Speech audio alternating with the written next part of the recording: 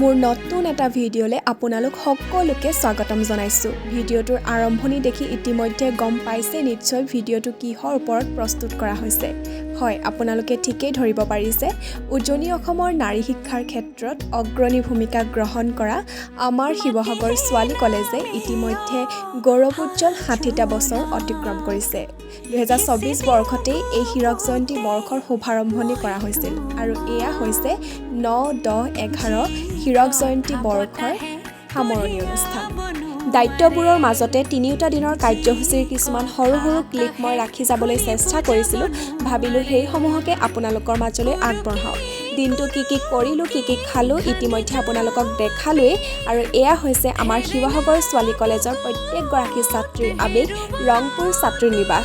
আৰু এয়া হৈছে আমাৰ সাংস্কৃতিক সম্পাদিকা নুপুৰমণি বৰুৱা।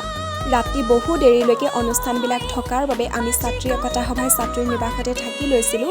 ৯ তাৰিখ অৰ্থাৎ প্ৰথম দিনটো প্ৰাক্তন ছাত্ৰীসকলৰ বাবে ৰখা হৈছিল। তেওঁলোকৰ যি উৎসাহ উদ্দীপনা আৰু কলেজখনিৰ প্ৰতি তেখেতসকলৰ যি দায়িত্ব, সেয়া দেখি মই সঁচাকৈ আপ্লুত হ'লোঁ। আৰু এয়া দেখিছেনে তেওঁলোকৰ ফূৰ্তিবিলাক। এয়া হৈছে দ্বিতীয়টো দিনৰ ৰাতিপুৱা। যি ভিডিঅ'ই নকৰোঁ লাগিলে এই নুপুৰমণি বাইদেউ মোৰ ভিডিঅ'ত পিছে ওলাবই। যা হওক, দ্বিতীয়টো দিনৰ কাৰ্যসূচীৰ আৰম্ভণি খুব এটা মহৎ কামেৰে আৰম্ভ হ'ল। শিৱসাগৰ ছোৱালী কলেজৰ প্ৰথমগৰাকী অধ্যক্ষ তোষেশ্বৰ দত্ত ছাৰৰ এই মূৰ্তিভাগ উন্মোচন কৰা হ'ল। তাৰপাছত আমি সকলোৱে ব্ৰেকফাষ্ট কৰিবলৈ বুলি গ'লোঁ।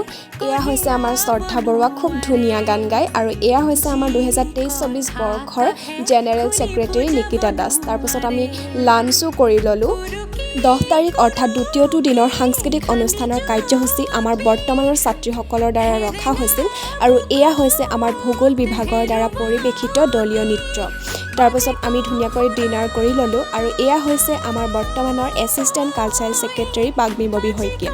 এয়া হৈছে ১১ তাৰিখ অৰ্থাৎ তৃতীয়টো দিন। তৃতীয়টো দিনৰ কাৰ্যসূচীৰ আৰম্ভণি হৈছিল প্ৰাক্তন আৰু বৰ্তমানৰ ছাত্ৰীসকলৰ দ্বাৰা পৰিৱেশিত সাংস্কৃতিক শোভাযাত্ৰাৰে। সাংস্কৃতিক শোভাযাত্ৰাটো সঁচাকৈ খুব ধুনীয়া হৈছিল। আপোনালোকে অকণমান উপভোগ কৰকচোন।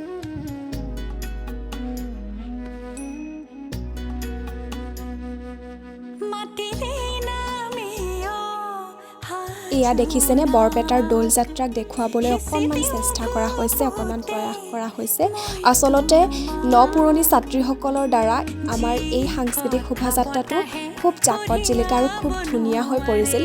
মই গোটেইবিলাক দেখুৱাবলৈ সক্ষম নহ'লোঁ যদিও অকণমান দেখাবলৈ চেষ্টা কৰিছোঁ। আৰু এয়া হৈছে প্ৰথম স্থান অধিকাৰ কৰা প্ৰাণী বিজ্ঞান বিভাগৰ সাংস্কৃতিক শোভাযাত্ৰা। বিষয় আছিল বুঢ়ী আই সাধু। তাৰপিছত আহি আমি লাঞ্চ কৰি ল'লোঁ। এয়া হৈছে আমাৰ 5th চেমৰ চিআৰ ডিম্পী গগৈ। ভিডিঅ' কৰাৰ কাৰণে মোক গালি পাৰি আছে, দেখিছেনে। এয়া হৈছে তৃতীয়টো দিনৰ সাংস্কৃতিক সন্ধিয়াৰ এক দৃশ্যাংশ। এই সাংস্কৃতিক সন্ধিয়াৰ মুখ্য আকৰ্ষণ আছিল অসমৰ বিশিষ্ট কণ্ঠশিল্পী তৰালী শৰ্মা বাইদেউ। বাইদেউ ইতিমধ্যে আমাৰ মাজত উপস্থিত হৈছেহিয়ে। মই আচলতে বহুত দূৰৰ পৰা ভিডিঅ'টো কৰিছিলোঁ কাৰণে অকণমান ব্লাৰ আহিছে। বাইদেউৰ গীতৰ লগতে তেখেতৰ ব্যক্তিত্বও মোৰ খুবেই প্ৰিয়। যা হওক, ভিডিঅ'টো ইমানতে মই শেষ কৰিছোঁ। আচলতে কলেজখনিৰ পৰা ওলোৱাৰ পিছতো এই ভিডিঅ'টো চাই যাতে অকণমান স্মৃতি ৰোমন্থন কৰিব পাৰোঁ, সেইবাবে এই ভিডিঅ'টো প্ৰস্তুত কৰিলোঁ। ভিডিঅ'টোৰ শেষত কেইখনমান ভাল লগা ফটো মই ইয়াতে এড কৰি দিবলৈ চেষ্টা কৰিছোঁ। এয়া হৈছে শিৱসাগৰ ছোৱালী কলেজৰ ২০২৩-২৪ বৰ্ষৰ বাৰ্ষিক আলোচনী প্ৰবাহিনী। মোৰ কাৰণে এটা ভাল লগা কথা যে এইবাৰ সহ সম্পাদিকা হিচাপে মই এই গুৰুদায়িত্ব পালন কৰিবলৈ সক্ষম হ'লোঁ।